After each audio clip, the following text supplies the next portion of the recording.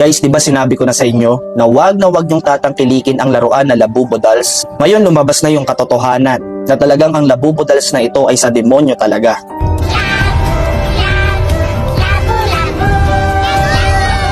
Sa video na ito, mas i-reveal pa natin na talagang ito ay hindi natin dapat tangkilikin, lalong-lalo na kung ikaw ay Kristiyano at galing sa Biblia ang pananampalataya mo. Medyo nabitin yung video natin ng una at hindi ko po nasabi sa inyo na ang gumawa ng Labubo Dolls na ito ay si Kasing Lung. Actually, itong si Kasing Lung, hindi lang Labubo Dolls pala ang kanyang ginawa. Meron pa siyang ibang mga laruan na ginawa, na mga monster dolls na ginawa. Andyan na nga po si Taikoko, Zimomo, Labubu, Spooky. At napansin ko lang sa mga laruan na ito, talagang nakakatakot yung mga itsura nila. At yung pinaka-cute lang or medyo hindi lang nakakatakot ng konti na itsura ay ang Labubu. So si Labubu doll ay isang monster elves or mga duwende. Ito yung kumakalat sa mga tao. At ngayon matutuklasan natin na ang leader pala ng mga Labubu dolls or mga Labubu elves na mga duwende ay si Zimomo. Sa atin pong pagre-research, natuklasan po natin sa IG account ni Kasing Lung si Zimomo. At makikita natin talagang demonyong-demonyo yung itsura ng Zimomo doll na ito. Meron pang tatak ng 666. In the book of Revelation chapter 13 verse 18, makikita po natin ang tatak ng halimaw na 666. So ang numerong ito po ay tatak ng demonyo.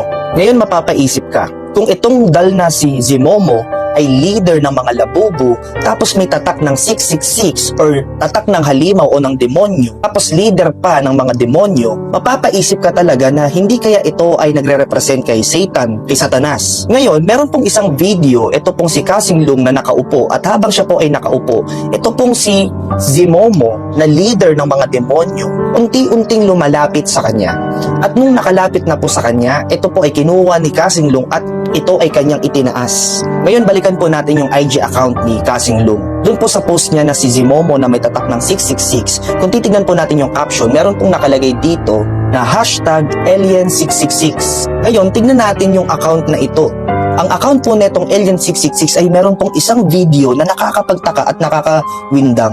Isang karakter na may dalawang sungay na kulay pula. Nagsimula siyang baby tapos unti-unting lumalaki at makikita natin na itong karakter na ito ay biglang kinuha paakyat ng mga UFO or mga aliens. And look mga kapatid, tignan nyo po yung background ni Kasing Lung.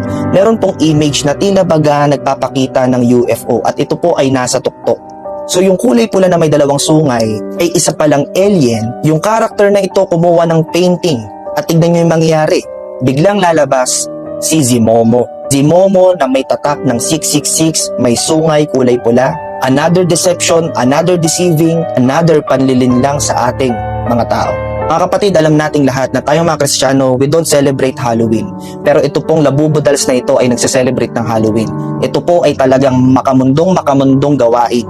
Kaya nga po ulitin ko, kung ikaw ay isang tunay na Kristiyano, dapat hindi ka worldly or hindi ka makamundo at hindi ka dapat tumatangkilik ng laruang ito. Dami po ngayon mga naglalabasan ng mga Labubo Dolls na kung saan pinapakita talaga at pinopromote ang mga malademonyong buhay, malademonyong environment. Bilang pastor, lagi ko pa sinasabi sa church, kung gusto mo mapunta ng langit, dapat dito pa lang sa lupa, galawang pang langit ka na. Mahirap naman kasi na gusto nating mapunta ng langit pero yung ginagalawan natin dito sa mundo, ay labaga papuntang impyerno. Gusto ko pong iwanan sa inyo ang Bible verse na ito na kung saan isang paalala sa atin ng Diyos. Sabi po ng Biblia sa Roma chapter 12 verse 1 to 2, kaya nga mga kapatid, nakikiusap ako sa inyo, alang-alang sa maraming pagkakataong ikinaawaan tayo ng Diyos. Ibigay ninyo sa Kanya ang inyong mga sarili bilang mga handog na buhay, banal at kalugod-lugod sa Kanya. Huwag ninyong tularan ang mga pag-uugali ng mga tao sa mundong ito. Hayaan ninyong baguhin kayo ng Diyos sa pamamagitan ng pagbabago ng inyong mga isip para malaman ninyo ang kalooban ng Diyos, kung ano ang mabuti, ganap at kalugod-lugod sa Kanyang paningin.